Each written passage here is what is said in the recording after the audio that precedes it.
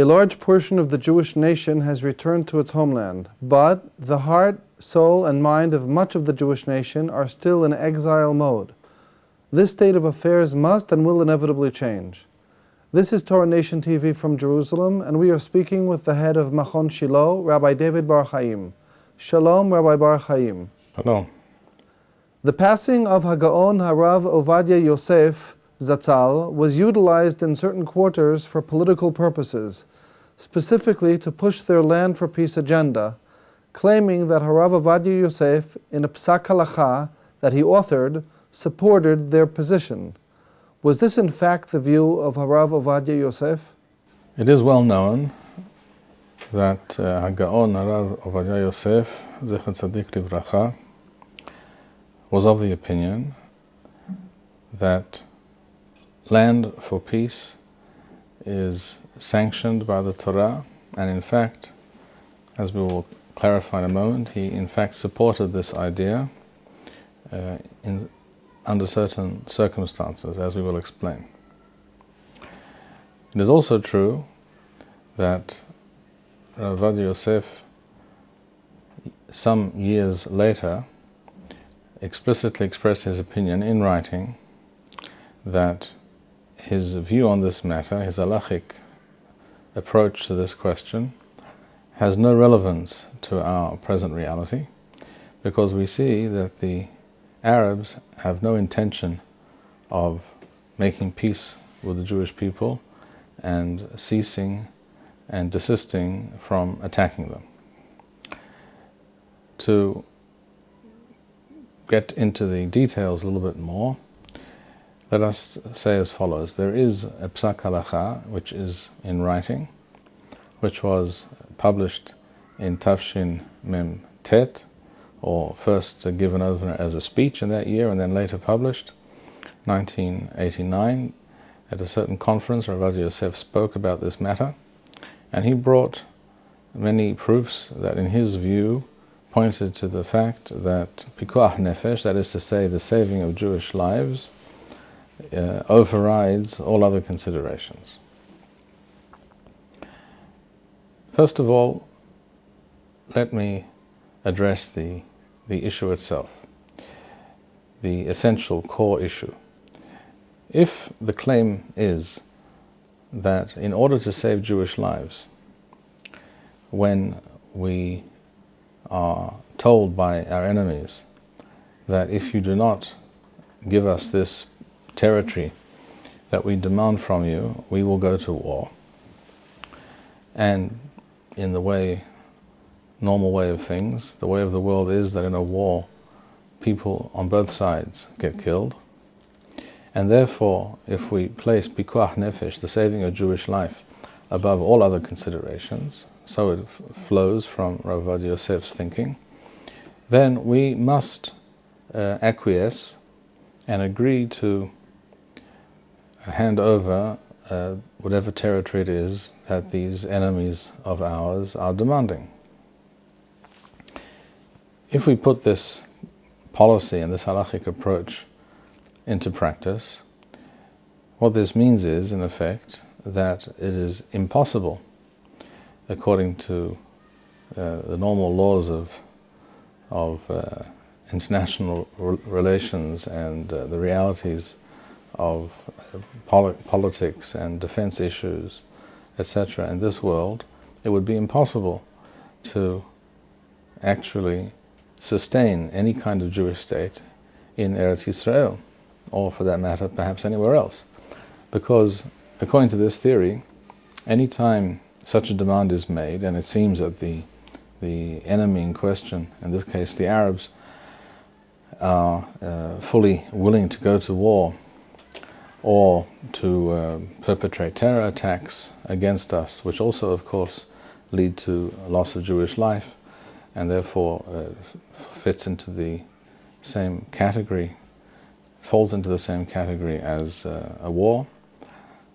If it seems that the enemy is willing to do these things, that the threats are not empty threats, and we are therefore required to hand over that piece of territory, that means that the next time they come by and make the same demand, we are again required to, in order to save Jewish life supposedly, we are required to answer in the affirmative and hand over the next piece of territory that they demand, and so on.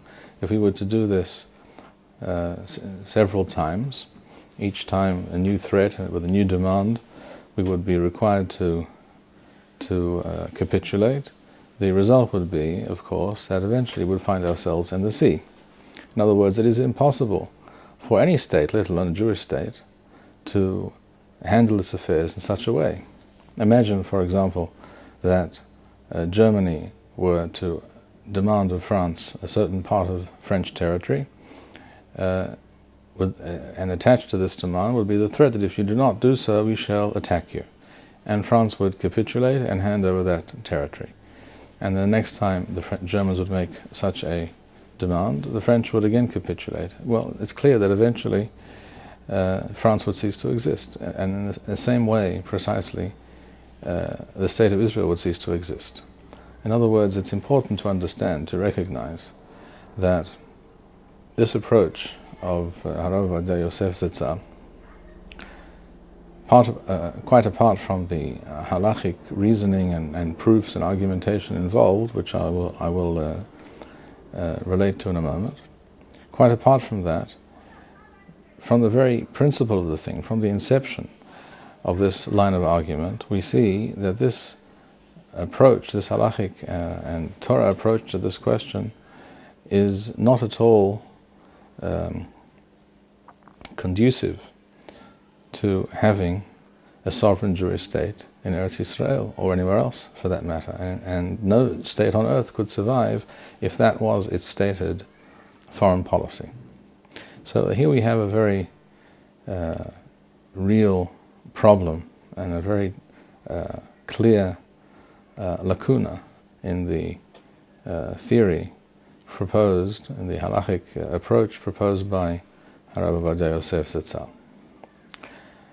On top of this, it's worthwhile mentioning that when one gets down to the nitty-gritty of his halachic responsum, we find that some of the argumentation is definitely problematic. For example, one of the issues that were raised when it comes to the question of handing over a part of Eretz Yisrael to non-Jews is the question of lo tehonim, that is to say, the prohibition based on the Torah of allowing non-Jews to purchase or to take over parts of our homeland.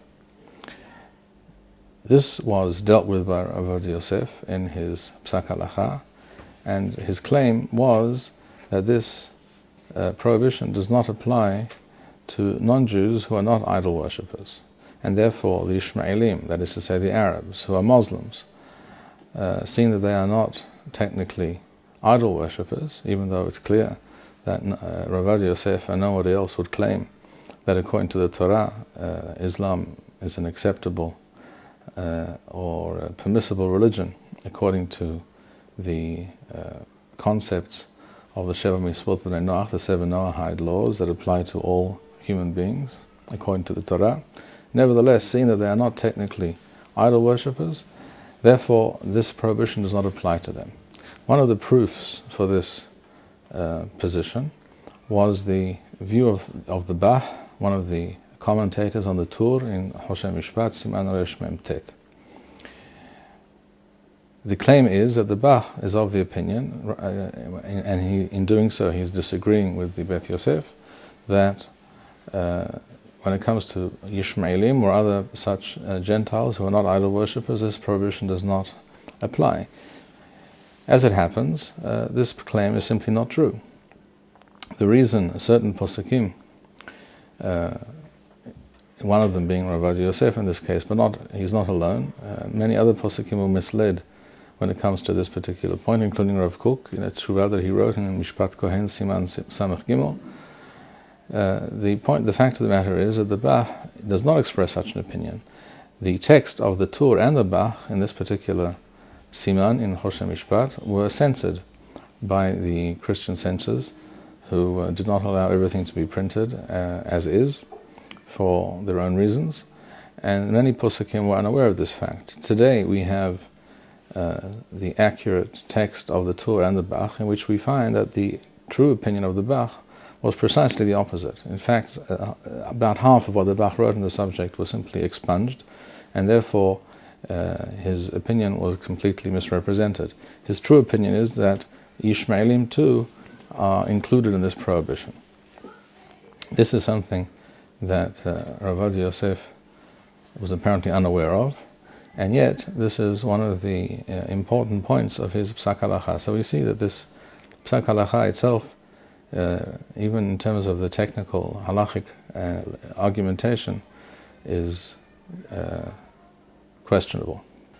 It is also relevant to point out that at the end of his Psak Halacha, HaRav Yosef writes explicitly as follows. He says, if it is clear beyond any doubt, in Hebrew he writes, Barur lema'ala mikol safek. I repeat, Barur lema'ala mikol safek. If it is clear beyond any doubt that if we hand over a certain area, territory, to our enemies, we will in fact receive true, lasting peace, and there will be no more threat of war or terrorism directed at us, then, in his view, he says, Yesh lahazir et hashtachim. Then, in my view, he says it is correct to give those territories over to the Arabs. I have a very simple question to ask regarding this conclusion, and that is, how on earth could anybody at any time claim, for example, at the time of the signing of the Oslo Accords, or any time since, how could anybody claim that it is clear beyond any doubt that if we relinquish certain territories, hand them over to our enemies, then we will certainly receive peace and quiet for all time, or at least for any foreseeable future? How can one ever be so certain of such a thing? In fact, even the extreme left wing in Israel that supported the Oslo Accords, all of them admitted, people like Yitzhak Rabin and even Shimon Peres and others admitted freely that yes, there is a risk involved in signing such an accord and handing over these territories to our enemies, to our former enemies, they would claim. And yet, we feel that it is definitely worthwhile and in fact imperative to take this risk for peace. So much so that before, during and after the Oslo Accords, there were, as we all know, many terrorist attacks. There was in fact a tremendous surge in terrorist activity against Israel. And all the Israeli citizens, all those Jews who were killed and maimed in these attacks, were labeled by those left-wing individuals who claimed that we had to take this chance for peace and it was the right decision. All these victims were labeled Korbanot HaShalom, the sacrifices, the victims that we had to sacrifice for the sake of peace. So I return to my question, how could one ever claim in the real world, particularly since we know the kind of enemy, the kind of people with whom we are dealing, the people about whom it says in the Torah, Yishmael v'hu yeh pere adam yado bakol v'yad kol bo, and he, Yishmael, will be a wild man of the desert, lawless and beyond the bounds of normal human activity and behavior. That being the case, and history and common sense also playing a role in all these kinds of decisions, surely it was obvious to anybody that at the very most one could only claim that there is a great risk involved, and yet we feel that it is worthwhile to take this risk for peace. But that's not what Rabbi Yosef wrote. What he wrote in his Psak Halacha was that if it is clear, le'ma'ala mikol safek, above any doubt whatever, beyond any doubt. In other words, the Psak Halacha itself, from its very language, shows that it is simply irrelevant when it comes to the real world. In some kind of utopian reality, some kind of perfect world, which does not exist as far as I know, this psak, according to Rabbi Yosef, would have had some relevance. But in the real world, it is actually of no use and of no relevance, no meaning whatever. On top of all that, one should add that any reasonable person, again with a knowledge of history and the nature of our enemies, the Arab nation, and with a knowledge of Islam, its history and its values and its modes of behavior, anyone with common sense for that matter, knew, not to mention experts such as Dr. Mordechai Kedar or Dr. Guy Bechor and many others, many people, many experts, many politicians, many historians, many experts in different fields made it clear that the Oslo Accords were based on wild and in fact ludicrous assumptions, totally divorced from any reality, and they would without a doubt simply blow up in our face, which is exactly what happened, of course. How could any reasonable person, let alone a great Torah sage, be so completely wrong and misled, not to say misleading, regarding a true and correct assessment of the realities?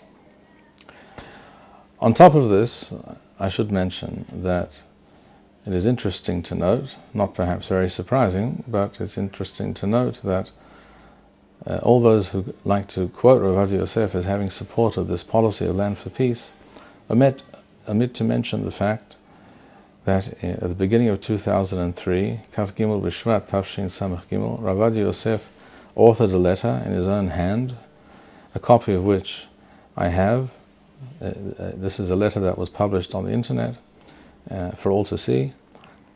This is 10 years after the Oslo Accords. He wrote a letter to the Jews residing in Yudan and Shomron, expressing his position that my intention when I wrote that Psak Halacha was that for true and lasting peace, it would be correct to hand over territories to the Arabs.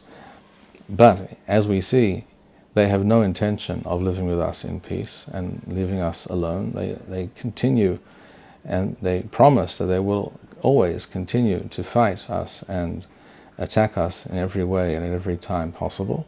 And therefore, in this situation, this reality, what I said is of no relevance and has no meaning, and the Oslo Accords are to be viewed as null and void, and we should entrust in no one but Hashem.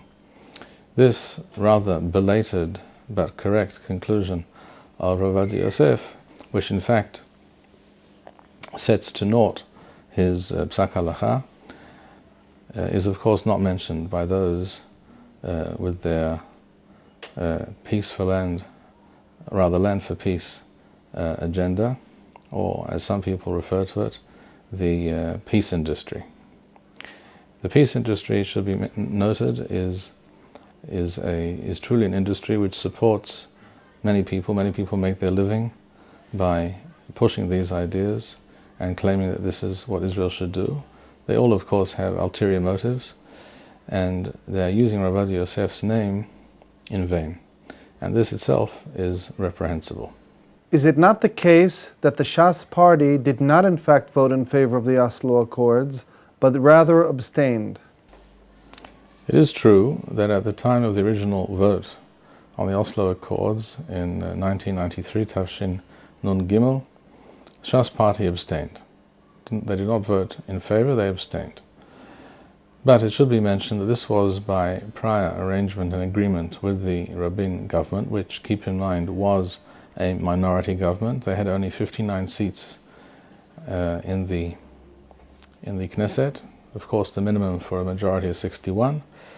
The entire Rabin government at that time rested and was able to function and to exist based on the support of 5 Arab members of Knesset who were not part of the coalition but always voted with the Rabin government, particularly on issues of this nature, which of course served their purposes to the hilt. Therefore, it was clear that if they were to abstain, if Shas would abstain, it was clear that the result, the consequence would be that the Oslo Accords would pass in the Knesset, as in fact happened. So there was no doubt as to the outcome. One could also ask a further question, and that is, if according to the Psak Halacha of Rabbi Yosef, as written in his own hand, that in the particular situation in which he describes, the one in which there is absolutely no doubt that this will lead to true and lasting peace, which, as we mentioned, is a total and total impossibility and divorce from any reality. In fact, a kind of Alice in Wonderland description. Nevertheless, if that were the case, then why on earth is Shas abstain?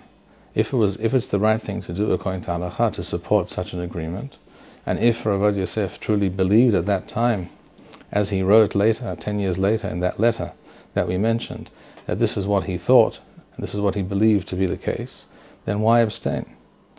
The only correct path would have been to support such a policy which, in his estimation, was going to lead to the saving of Jewish life. This is another indication that the Shas policy and the decisions reached by that party under the spiritual leadership of Rabbi Yosef at that time was not really based, or not based solely on such considerations, but in fact they knew very well, for example, that the vast majority of their voters were opposed to the Oslo Agreements. They were very right-wing. This has always been the case. Shas voters have always been much more right-wing than the party itself. They feared the reaction of their voters. On the other hand, they couldn't disagree, they couldn't vote against the Oslo Accords because their ability to found and to fund educational institutions in order to bring many Sfaradim back to the Torah, which is one of the major raison d'etre of the Shas party, their ability to do so was entirely dependent upon finding favor in the eyes of the rabbin government, which then, in the fullness of time, because of their support or their abstention, which was much the same as support, that rabbin government lavished huge amounts of money on the Shas party in order to allow them to act on their true purpose and true aim. However, this funding was gained at the expense of placing all of Am Yisrael in danger, and that is a very dubious policy indeed. Thank you, Rabbi Bar-Hayim. We would like to suggest the following opportunity to our viewers. If you identify with Rabbi Bar-Hayim's message and would like to sponsor or dedicate a video interview with the rabbi in honor or memory of a loved one, if you would like to obtain Nusach Eretz Yisrael or invite the rabbi for a speaking engagement, please email us at office@machonshilo.org.